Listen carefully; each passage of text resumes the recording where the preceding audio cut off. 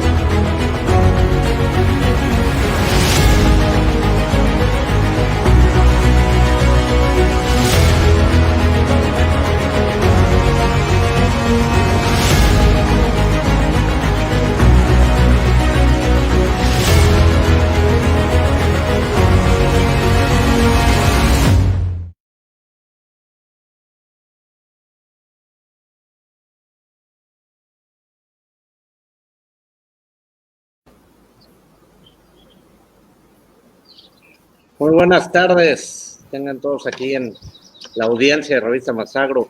Esta tarde tenemos un tema muy especial, muy comentado, y tenemos a un famoso representante de estos nuevos sistemas de pastoreo, y se trata de nuestro primo, nuestro amigo Daniel Suárez, de Rancho El Yaqui. Bienvenido, Daniel. ¿Qué tal, Alfredo? Buenas tardes, gracias. Bienvenido, Daniel, buenos días, buenas tardes, ¿cómo estás? Carlos, bien, gracias, gracias por la invitación. Bienvenido. Y como siempre aquí mi primo Carlos Mar acompañándome. Vamos a hablar hoy de un sistema de ganadería que lleva a la sustentabilidad, a la optimización de los potreros, del pastoreo, y parte de los objetivos de esto es tener mayor producción por hectárea, pero a base de pastoreo y de una forma sustentable. Hoy hay diferentes maneras, diferentes técnicas y manejos de esto que hace muchos años se le conocía como sistema de pastoreo tecnificado. Hay distintos nombres. Daniel desde hace ya varios años tiene mucha experiencia en lo que se conoce como la ganadería regenerativa, que es de lo que nos va a platicar. Y bueno, ahora sí, bienvenido, Daniel, y un gustazo que nos platiques de esto, en lo que has obtenido tanta experiencia, que nos platiques cómo ha ido evolucionando esto en nuestra región. Así es, Alfredo, gracias por la invitación de nuevo, Alfredo y Carlos, gracias por tener en cuenta invitarnos por estos rumbos. Pues sí, ya desde el 2012 estamos metidos en esto ahí en el Yaqui, y hemos venido invitando cada vez más gente, cada vez se ha venido sumando más gente, y últimamente, en los últimos, ¿qué te diré?, par de años, ha tomado esto un rumbo impresionante, la cantidad de gente que se está sumando, y en estos meses que van de la pandemia, y más impresionante todavía la gente que se ha metido, ¿no? Ya mucha gente, casi diario me llegan a mí videos, fotos, testimonios de que ya arrancaron, ¿no? Entonces está muy interesante lo que está sucediendo a nivel mundial. Daniel, buenas tardes. Yo sí quiero, a manera de introducción, que nos expliques un poquito a grandes rasgos y a grosso modo qué es el pastoreo regenerativo o la ganadería regenerativa, como tú le llamas, que tiene muchos nombres, pero sí que nos dieras un contexto para poder orientar a la gente que nos está viendo, ¿no? Perfecto. Mira, en pocas palabras, la ganadería regenerativa es la ganadería que primero, por el nombre que tiene, regenerativa, nos hace caer en cuenta que hemos tenido errores y que hemos degradado recursos, ¿sí? Punto número 1. Punto número 2, es la ganadería que trabaja de la mano de todos los procesos naturales, ¿sí? Toca estudiar, pero no hay que estudiarle mucho, no hay que descubrir el hilo negro ni nada. Ya está estudiado, ya está descubierto, ya está explicado todo, aunque obviamente faltan muchas cosas. Pero sí, el ganadero que se mete en esto tiene que saber un poquito de fisiología vegetal, conocer un poquito de la función del suelo, cómo opera el suelo y la vida en él, y su relación, por ejemplo, con el ciclo del agua, el ciclo del carbono, cómo se relaciona con la planta y cómo se relaciona con la vaca, ¿no? Y también conocer un poco sobre la vaca. La vaca no nada más come, defeca y pare, ¿no? Hay mucho en el inter que tenemos que saber, conocer muy bien para integrarlo con las demás funciones, los demás procesos naturales que están ocurriendo, ¿no? Básicamente eso es. Es una ganadería que se basa en los procesos naturales y se desteta, por decirlo de alguna manera ganadera, se desteta de los insumos externos. No estoy diciendo que no se usen, pero sí se dejan de usar de manera básica, de que sin ellos no puedo producir. Sí se usan, pero ya más como palancas para lograr un mejor beneficio económico, ¿no? Muy bien. Yo creo que algo que nos preguntamos todos cuando queremos emprender algo así, una acción así moderna como es el pastoreo regenerativo, es ¿cuáles son los pasos para comenzar? Por ejemplo, si hoy cuento con una ganadería tradicional, ¿qué debo hacer? ¿Debo empezar con algunos cursos, algunas capacitaciones que sabemos sí, que definitivamente lo primero es empezar a estudiar, ¿no? A ver de qué se trata y no solo leer, sino visitar gente que ya lo esté haciendo. Ahorita hay una cantidad de información, Alfredo, en internet impresionante, ¿no? Y si alguien está viendo este video, esta transmisión, es porque tienen o una computadora o una cosa de estas en la mano y tienen acceso a toda esa información. O sea, no hay razón especial, es que yo no encontré la información, ahí está. Entonces, lo primero que hay que hacer es buscar la información, visitar a alguien que ya lo esté haciendo para que nos cuente los pormenores de los errores, ¿no? que tuvo y tratar de evitarlos, para no hacer la curva de aprendizaje tan cara.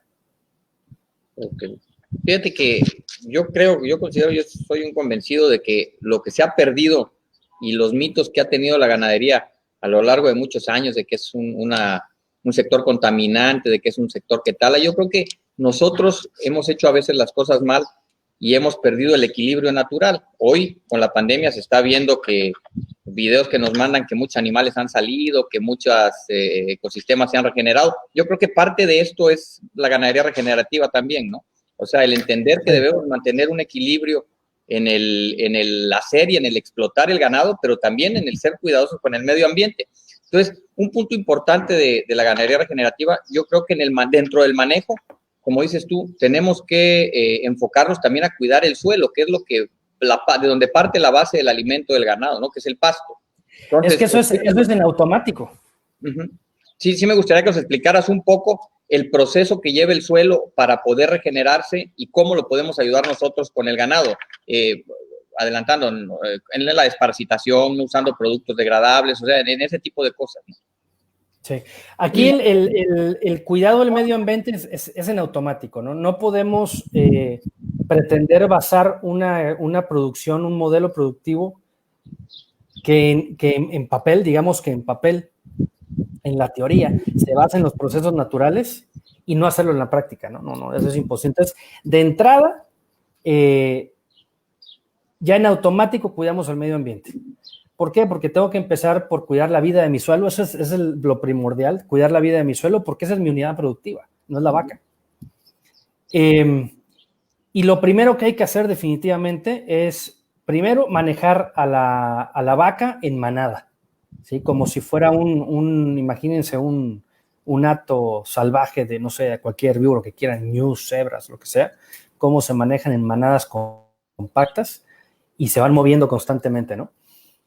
Segundo, al hacer ese manejo de la vaca, pues nos daremos cuenta que el 99% de las plantas que considerábamos malezas se vuelven comida. Entonces, los herbicidas salen sobrando. ¿Sí?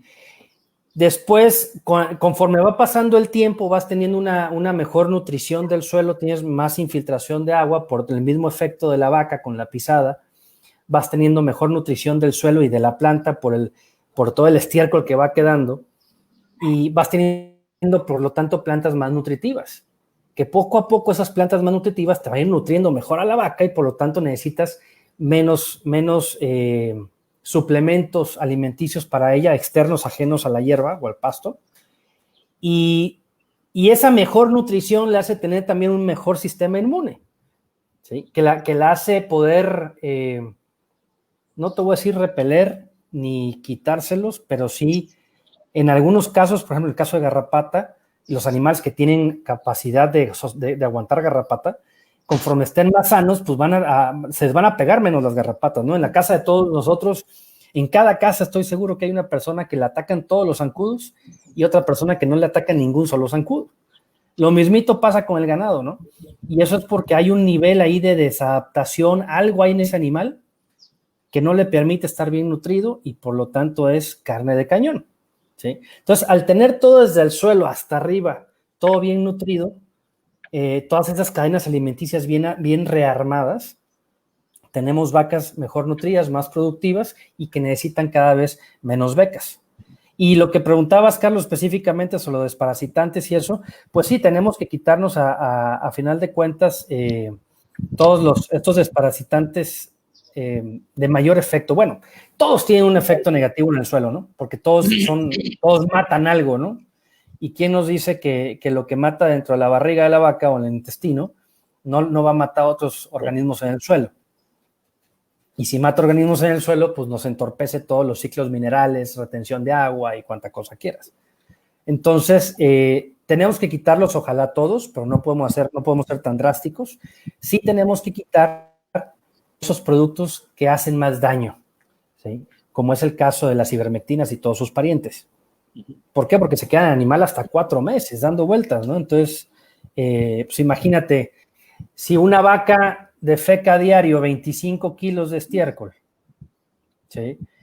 Si me ayudan ahí con una calculadora, aquí voy a sacar la calculadora, 25 kilos de estiércol diario por 30 días son 750 kilos de estiércol por animal que están cayendo al suelo y que no están siendo utilizados por los microorganismos del suelo, ni por escarabajos, ni por lombrices, ni por nadie. Son minerales que se quedan ahí encima del suelo, estorbando incluso, porque ocupan área, tapan suelo, ocupan área y ya no sale pasto ahí. Entonces, y eso permanece por mucho tiempo. Entonces tenemos 750 kilos por vaca y si lo hacemos por 4 meses son 3,000 kilos por cada 4 meses de vaca que le metemos estas ivermectinas. Ahora multipliquen por el dato, ¿no? Sí, es un mundo. Es un mundo de estiércol, es un mundo de fertilizante que estamos dejando, estamos evitando que entre a nuestro ciclo de nutrientes del rancho y que nos dé rentabilidad a final de cuentas, ¿no? Sí, Aquí, básicamente, en el sistema de ganadería regenerativa, sabemos que se van moviendo los potreritos, le llamemos así, ¿no? A las subdivisiones que se hacen y cada ciertos días, de acuerdo a me imagino, al tipo de pastura, de acuerdo al tipo de terreno, puede ser cada 3 días, digamos, se van moviendo, ¿no? A otro potrerito. La pregunta aquí es, bueno, que nos hables un poco en cuanto a eso, cómo se maneja eso y cómo se maneja la infraestructura necesaria, cerco eléctrico, lo básico, ¿no? Y el agua, sobre todo, que yo creo que ahí es el cuello de botella de cómo ir trasladando el agua.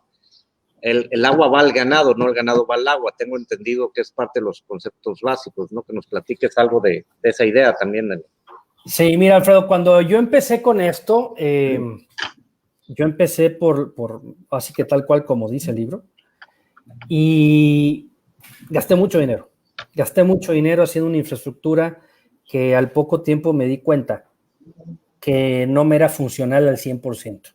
Entonces, todo ese dinero que puse en esa infraestructura, pues le pudo haber sacado mejor jugo, ¿no? Hoy, y se está replicando en mucha gente, hoy por hoy, iniciar es muy fácil, porque ya tenemos equipos, por ejemplo, de cerco eléctrico portátil solares, tenemos el hilo, el Polyware o el hilo tenemos varillas, tenemos postes de fibra de vidrio, tenemos aisladores para varilla para hacer todos los equipos portátiles y empezar muy fácil. ¿Por qué estoy diciendo que hay que empezar muy fácil y barato? Porque básicamente lo que yo hice es, hice todo el diseño del rancho y al poco tiempo, bueno, cuando el primer momento que metí el ganado al primer potrero, me di cuenta que no sabía yo manejarlo. Esa infraestructura no sabía manejarla. Era como que si me hubiera comprado un Ferrari y iba a aprender a manejar apenas, ¿no? Y conforme fue pasando el tiempo, me di cuenta, y al cabo de 2, 3 años todavía, me di cuenta que todo ese diseño que yo había hecho no servía para nada, absolutamente para nada. ¿Por qué? Porque yo lo diseñé basándome en un conocimiento que yo tenía de mi rancho en ese momento, ¿sí? Con pastoreo, yo le llamo pastoreo turístico, otro amigo en España le dice pastoreo abandonativo, ¿no? Entonces yo conocía mi suelo, mis pastos, mi ganado con ese manejo, pero al momento de darle otra vuelta a la tuerca, todo responde diferente, ¿sí? Entonces yo hice todo ese diseño basado en información, pues digamos que desde el primer minuto ya era obsoleta, ¿sí? Entonces, ¿qué caso tiene empezar con toda esa infraestructura fija, con un gran diseño que el rancho parece un fraccionamiento habitacional, ¿sí? Con infraestructura hidráulica enterrada, mucho dinero, ¿sí? ¿Qué caso tiene cuando en el cabo de 2, 3 años te vas a dar cuenta que no sirve para nada? Entonces, ahorita la propuesta es que la gente empiece lo más portátil posible. Oye, es que el agua me queda a 500 metros, bueno, no la puedo llevar, bueno, pues no la lleves, la vaca tiene patitas que vaya, ¿no? Pero hay que tener en cuenta que ese gasto de energía te va a cobrar, ¿sí? Y sobre todo que la gente, además de que empiece barato, que empiece a aprender a pastorear, a aprender a manejar la vaca, el cerco, que le meta la mano a la herramienta y así que, como decimos, realmente que le pierda el asco, ¿no? Y que sepa cómo trabaja todo eso, para ya después tomar decisiones de, ahora sí, hacer una infraestructura, algo de infraestructura fija, porque obviamente hacer todo portátil, pues lleva un trabajo extra, ¿no? Un costo de trabajo diario un poquito más elevado, ¿no? Pero es mejor eso a tener que después desenterrar mangueras, quitar alambrados y todo el asunto, es una locura. Sí, claro. Otro Entonces, principio. lo primero que hay que hacer es, además de visitar ranchos, es comprarse un cerco eléctrico, todo portátil, estirar mangueras de donde tengas el agua, poner mangueras y empezar a mover el ganado como manada y empezar a observar qué pasa. Básicamente eso es. Hay otro principio dentro de la ganadería regenerativa o de como se le quiera llamar o el nombre que le den en cada parte, que es un principio lógico, como dices tú, es un principio de fisiología y de supervivencia del pasto también, que es lo que estamos cuidando. Y creo que es importante señalarlo, que debemos de tener cargas grandes, fuertes cargas animal en terrenos reducidos con periodos de ocupación corta. ¿Por qué? Por entender la vida y el ciclo de vida de la planta también. ¿Qué nos puedes abundar de este tema, Daniel? O sea, ¿cómo es los periodos de ocupación y las cargas animales, ¿no? Hablemos primero de cuál es el pastoreo convencional y el pastoreo que degrada suelos, que degrada praderas y que no es rentable. Ese pastoreo es poquitas vacas en mucha área por mucho tiempo y con un reposo muy corto o inadecuado. ¿Sí? El pastoreo regenerativo, digámosle así, pastoreo racional o como le quieran llamar, es totalmente lo opuesto. El manejar la vaca en manada, pues es como una manada, júntalas. ¿Sí? Las juntas en espacios muy reducidos y en ocupaciones cortas. ¿Por qué ocupaciones cortas? Pues porque la comida se acaba. Y esto no se trata de hacer pasar hambre a las vacas por darnos golpes de pecho de regenerar el suelo, no. Se acaba la comida, vámonos, tenemos que producir dinero a final de cuentas. ¿Sí? Y la vaca trabaja con el rumen lleno, no con el rumen a medias tintas o con el rumen vacío. Entonces, conforme vamos juntando el ganado, haciendo la manada más compacta, tenemos que hacer movimientos con más frecuencia, pero eso es mejor también para el suelo. ¿Sí? El suelo quiere que le den una pisoteada fuertísima por muy poco tiempo, es como un masaje, ¿no? Uno va a un masaje y no te quedas 4 horas en el masaje que te estén dando y dando y dando. ¿Sí? Es un ratito nada más y vámonos, compadre, síguele dando. ¿Sí? Platícanos cómo se tienes empieza. Que darle tienes que darle, después de ese ataque que le das con el ganado, ese impacto animal, tienes que darle el reposo adecuado, que va a depender de cada temporada del año. Ahorita en temporada de lluvias, por ejemplo, yo tengo potreros que me dan, los mejores potreros me dan 18 días de reposo y me piden ganado. Hay potreros que me dan 35, hay potreros que me dan 40. ¿Sí? Y en temporada seca, pues no los ocupo en 120, en 150 días. Platícanos cómo se va viendo el cambio en el suelo, cómo se empiezan a palpar los beneficios. Por ejemplo, sabemos que el logo de toda tu imagen es un escarabajo, ¿no? Por ahí empiezan a ver y empieza a ver más fauna. ¿Cómo empiezas tú a palpar la mejora en el suelo y en cuánto tiempo, más o menos? Las mejoras son relativamente rápidas si uno pone atención, ¿no? Porque a final de cuentas, por ejemplo, ¿cómo sabes tú que estás nutriendo bien a tu animal? Si estás subiendo de peso, ¿no? Básicamente, condición corporal, está subiendo de peso, pues vamos bien, no hay nada mal. ¿Cómo ves?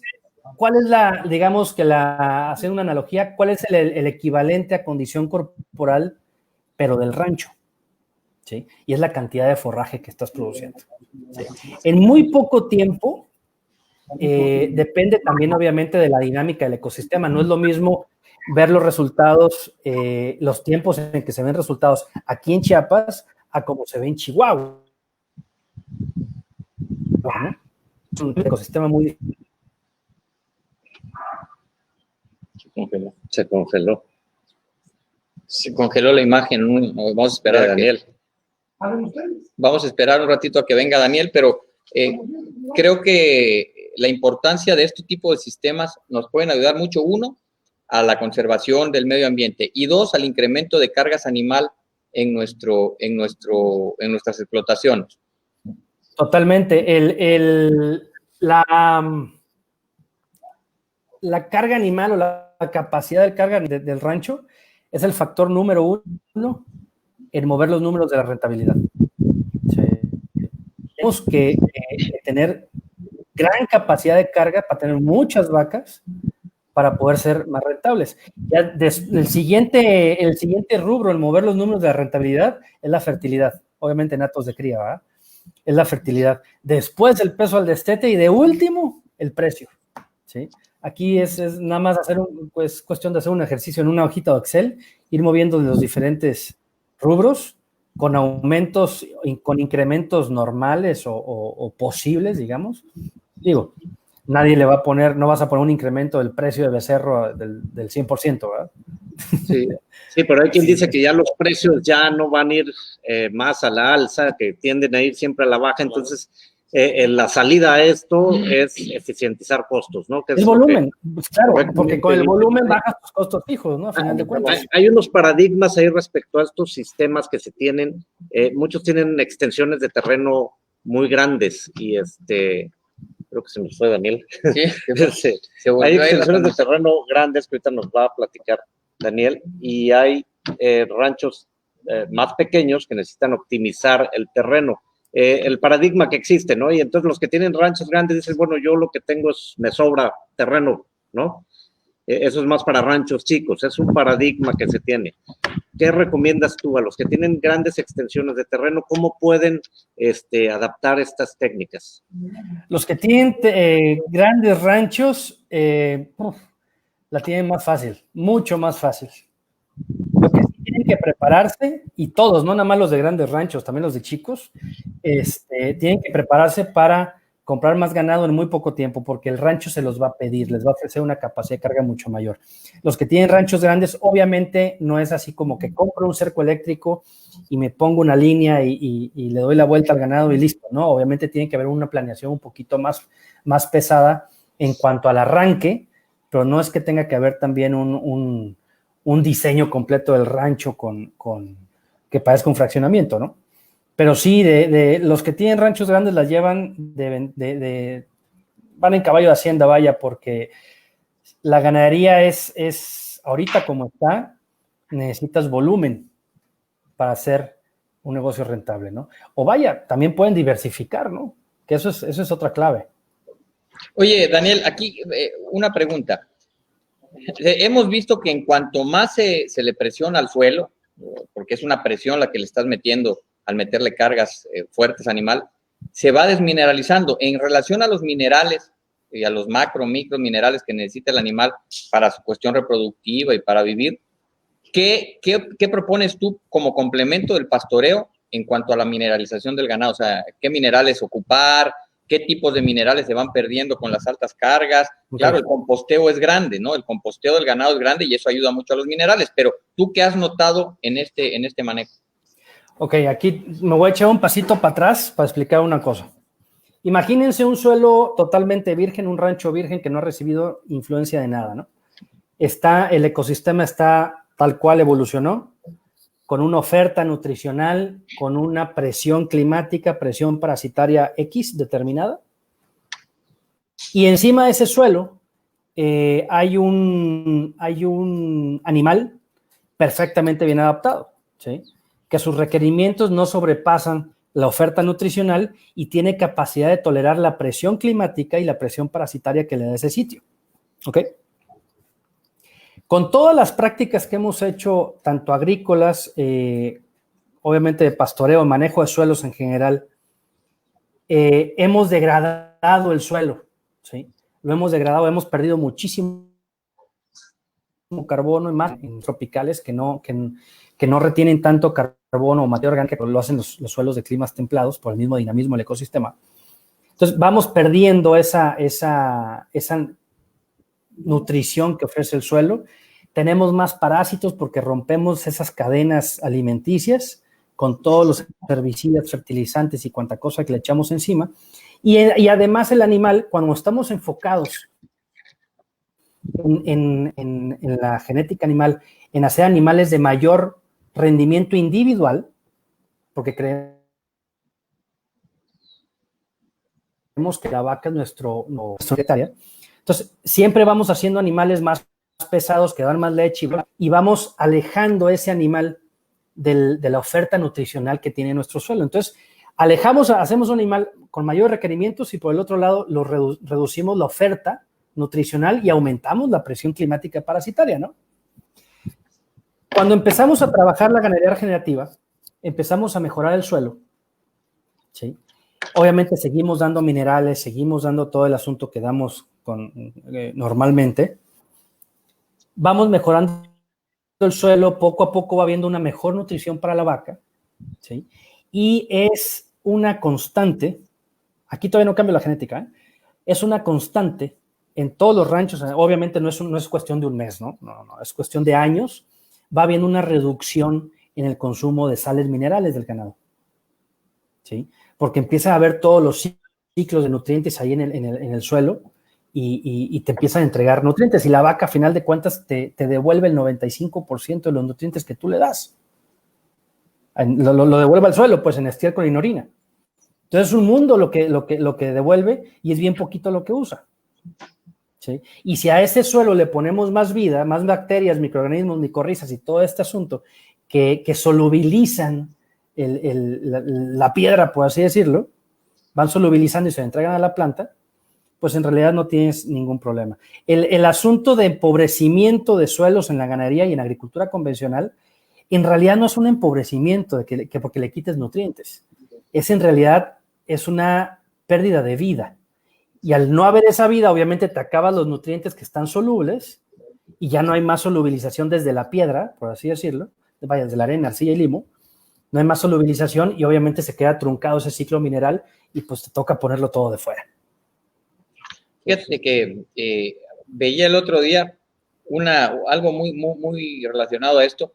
En el Serengeti, lo que decías tú, las manadas se manejan de esa forma y van regenerando la tierra. Lugares que eran prácticamente semidesérticos o desérticos, algunos de ellos ya prácticamente totalmente erosionados y muertos, empezaban a manejar las manadas de ñus, de animales, y empezaban a darle vida otra vez. O sea, esto es muy importante, yo creo que lo estás mencionando, porque inclusive tenemos ya hoy en el estado, en Chiapas, tenemos zonas que son semidesérticas, ya prácticamente sí. Hay partes de, no sé, Jiquipila, de lugares del centro del estado, en donde hemos erosionado tanto la tierra que tenemos que hacer un rescate ya, porque en, no sé, 10, 12 años no va a haber ni iguanas, ahí sí, ¿no? O sea, se va a acabar la vida que haya. Entonces yo creo que esta es una buena opción y sobre todo, como dices tú, siendo rentables, generando una oportunidad de negocios para la ganadería y una oportunidad de rentabilidad, creo que es de gran importancia y sobre todo, como dices tú, buscar la capacitación, que es algo muy sencillo, no hay que tenerle miedo, no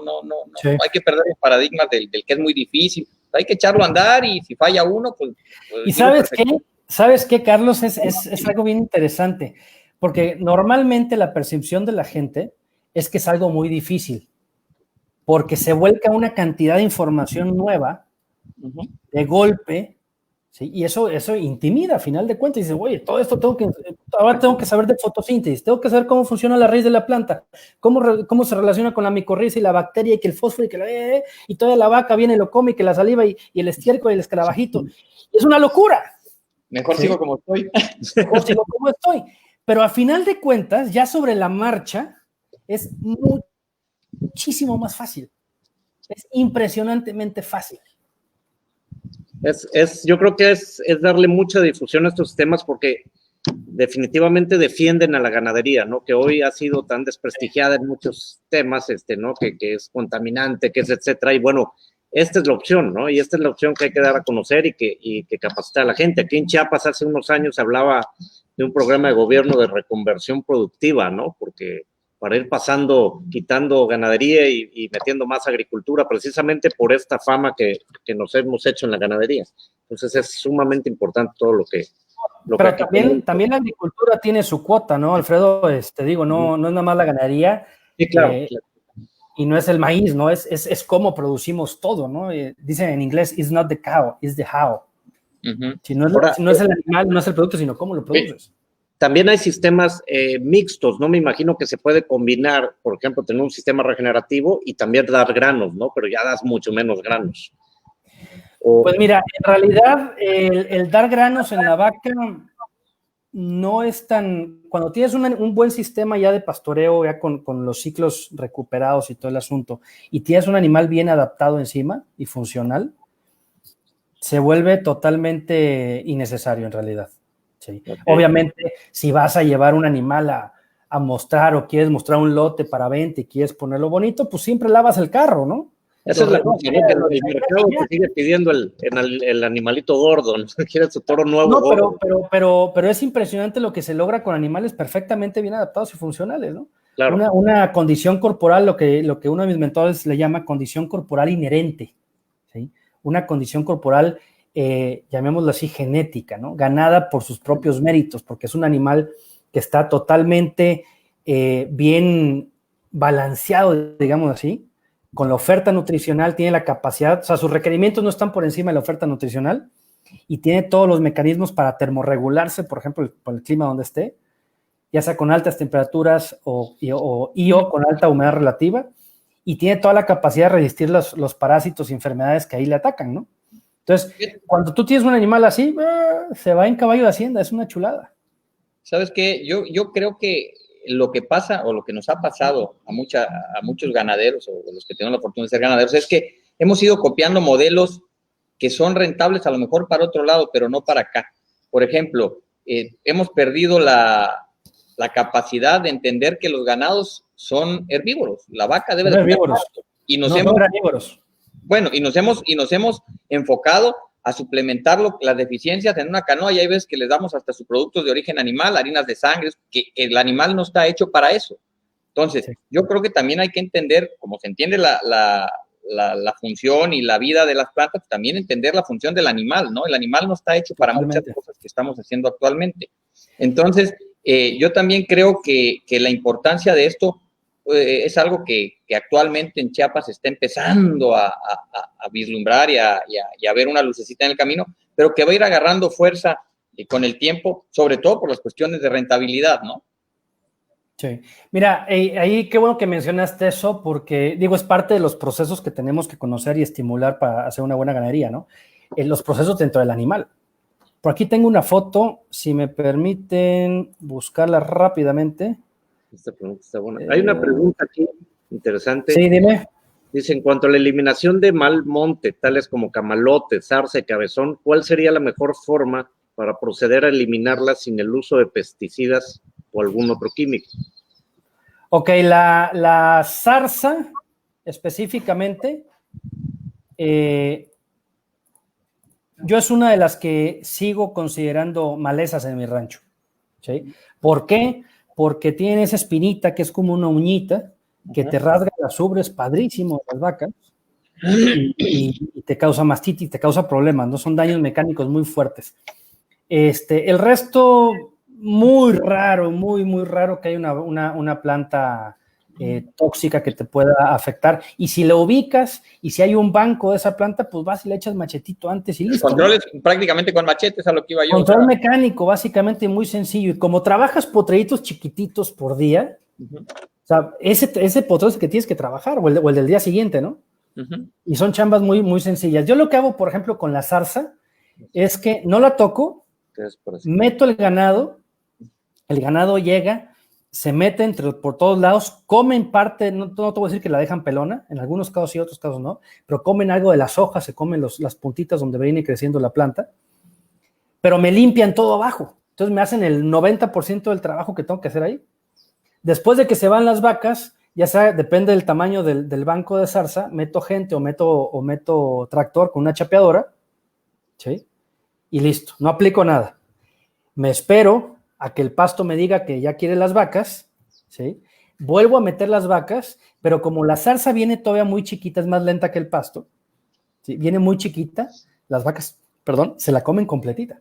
Todavía tiene la espina. Entonces, en una temporada de lluvia que pases 3, 4 veces así sobre ese potrero, acabas con el 95% de la zarza, sin problema. Hace rato hablabas de la ivermectina, que bueno, es muy agresiva y que ahora está muy de moda con el COVID, pero es porque mata todo, ¿no? Mata hasta el COVID, por eso sí lo creí, pero ¿qué desparasitantes recomiendas? ¿Albendazoles, levendazoles o qué tipo de desparasitantes más ligeros, digamos? Más ligeros, albendazol, fenbendazol, levamisol, cualquiera de esos, básicamente, y recetas naturales hay un montón, es cuestión de ponerse a buscar, ¿no? Yo hoy en el rancho ya he desparasitado, creo que llevo 2 años sin desparasitar, y he desparasitado animales puntuales, que veo que tienen problemas, y de una vez las pongo ahí en el software, en el corralito de salida, de descarte, en el programa de la compu, porque sé que la primera oportunidad es... Hay otro factor importante que te digo que es parte de la observación y del conocer la reproducción del ganado y el manejo del ganado. también no debemos de olvidarnos del confort que debe tener el ganado para poder producir. Con este sistema también le estamos dando al ganado el confort para que él pueda producir. ¿Por qué? Porque se arbolan los potreros, el ganado tiene sombra, tiene agua disponible, tiene pastura, entonces tiene todo. Esto también influye, o este tipo de pastoreo también repercute en la reforestación, por llamarlo así, del medio de los ranchos, ¿no? Que es una parte importante, no solamente para el ganado, para el ser humano, ¿no? Por la generación de carbono, de secuestro de carbono y todas las demás gases, ¿no? No, son parte de la función del ecosistema completo, a final de cuentas, ¿no? Entonces hay que poner atención en ellos. Y sí, reforestar, no sé si ya han intentado reforestar ustedes, potreros, es un trabajito bastante caro. Uh-huh. Y hay que meterle muchas ganas para que tenga éxito, ¿no? Muchas ganas, refiriéndome con ganas a dinero. Pero cuando uno hace una planeación completa del año en el rancho, te das cuenta cuánto ocupas y todo eso, cuál es tu temporada crítica, dejas el rancho una parte de descansar, ¿sí? Y en ese reposo largo es donde las raíces de todas las especies logran profundizarse mucho más, se establecen un montón de especies, y el siguiente año o los siguientes 6 meses cuando vuelves, ya tienes un montón más de plantitas ya establecidas, ¿sí? Algunas se las va a comer el ganado, claro que se las va a comer el ganado, las va a romper con la pata, con el cuerpo, al rascarse, al pasar, al echarse, yo qué sé, pero pues no te costaron un peso, ¿sí? Y te vas a dar cuenta que va a haber un montón más de árboles por hectárea. Sí tienes que ir programando un siguiente manejo de ese nivel arbóreo, ¿no? De ese estrato arbóreo. Porque si simplemente te retiras, pues se te hace un bosque. Es una caguada. Sobre todo aquí, ¿no? Aquí en donde estamos. ¿Sí? Se te hace un bosque. Entonces te vas dando cuenta que una de las formas de darle manejo, ir frenando un poquito ese avance de la cagual, es metiendo más ganado, siendo más agresivo con el mismo pastoreo, ¿sí? Entonces vas praderizando todas esas áreas, ¿no? Pues muy, muy interesante. Y esto, como sabemos, queremos saludar. Tienes muchos fans de todos lados, de Centroamérica. Eres muy conocido. Ha sido, yo creo, que el programa que ha jalado mucha más gente. Es muy bueno tener estos servicios aquí en Chiapas. Que nos enseñes. Esto también implica, como tú sabes, un cambio generacional, un shock generacional, sí, entre los nuevos ganaderos y los de antes, y todavía ahí se van adaptando las ganaderías, ¿no? Y en esa adaptación está precisamente la ganadería regenerativa. Bueno, comentar una pregunta nada más, perdón, Alfredo. Mira, ahí tenemos muchas preguntas. Hay gente que pide que en ganado de leche le empases algunos datos. ¿Cómo ha manejado la producción lechera con manejo regenerativo? ¿Nos podría compartir términos productivos? Dice Curis Monse, de hacer la pregunta. También gente de Honduras, de Argentina, un saludo para ellos.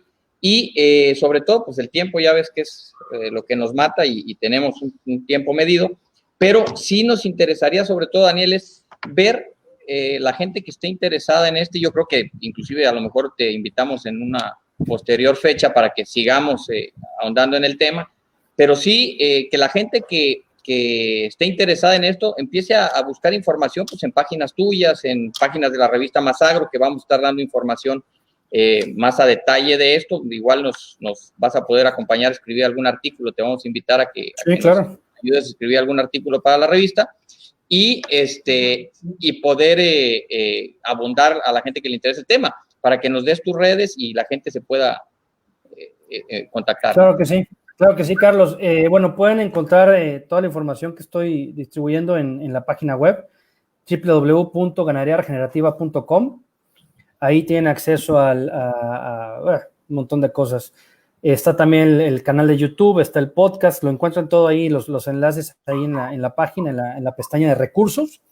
Ahí lo encuentran todo. Está aquí en Facebook, estamos en Instagram. ¿Qué más se me está pasando? Nada más. Sí quería comentar, que no se me fuera y ponerle un puntito ahí de atención.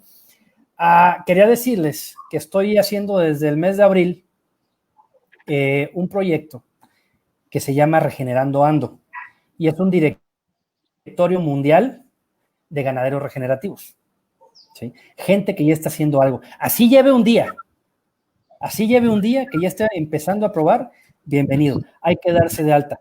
Este directorio tiene tiene varios objetivos, pero básicamente es juntarse y levantar la mano, que sepan que estamos ahí, que no somos pocos, que somos un montón, ¿ya? ¿Sí?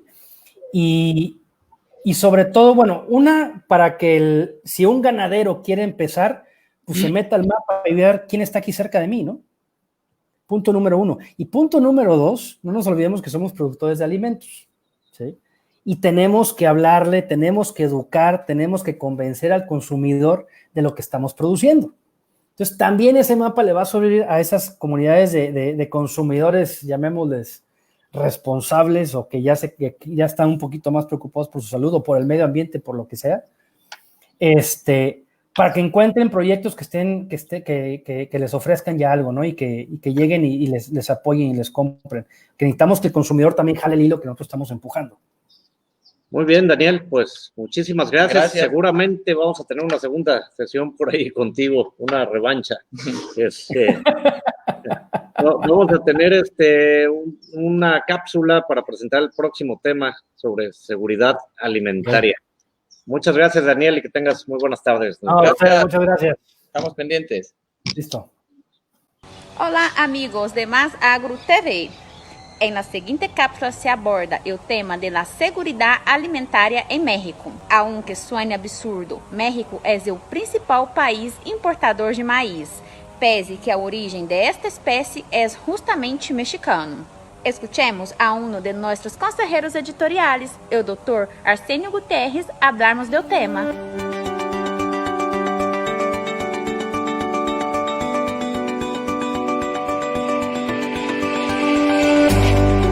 La seguridad alimentaria, de acuerdo con la FAO, consiste en que los ciudadanos de los países tienen acceso físico y económico a los alimentos, alimentos sanos, alimentos inocuos, para que puedan desarrollar una vida sana y una vida activa. Sin embargo, en el mundo se estima, de acuerdo con datos de la FAO, que 821 millones de personas no tienen acceso a los alimentos. En México, esta cifra también es alarmante. Más del 20% de la población en México, que es casi 25 millones de personas, tienen problemas de inseguridad alimentaria. En Chiapas, el 46% de la población, de los 5.200.000 habitantes más o menos, tienen problemas de inseguridad alimentaria. De tal suerte, pues, que este es un tema de interés nacional, de interés estatal y sobre todo por su importancia que tiene con la salud de la población. La seguridad alimentaria creo que tiene dos aristas importantes. Una es el tema de la producción, el tema del abastecimiento de la comida, el tema de las capacidades productivas de los suelos. Y una segunda arista es de ámbito político, en el sentido de la dependencia que tiene nuestro país con respecto a los países de donde se compran los alimentos. Especialmente dependemos de Estados Unidos, Brasil, Argentina, entre otros.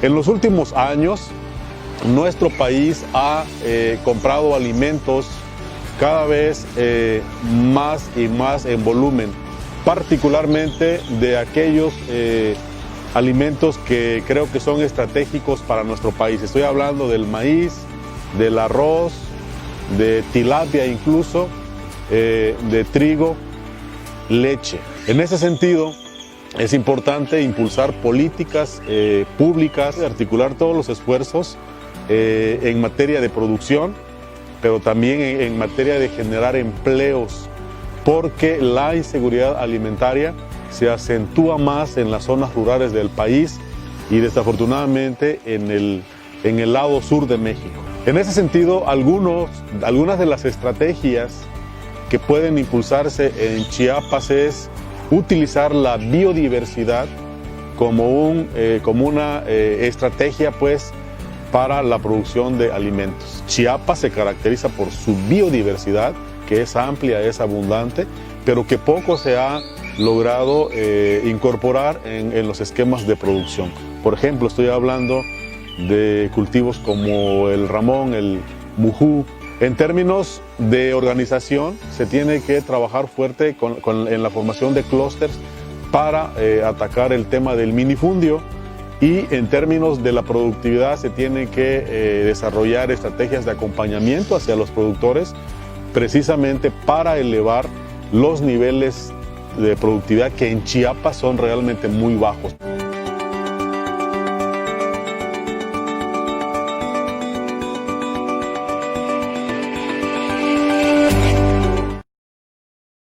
Está fácil, ¿no?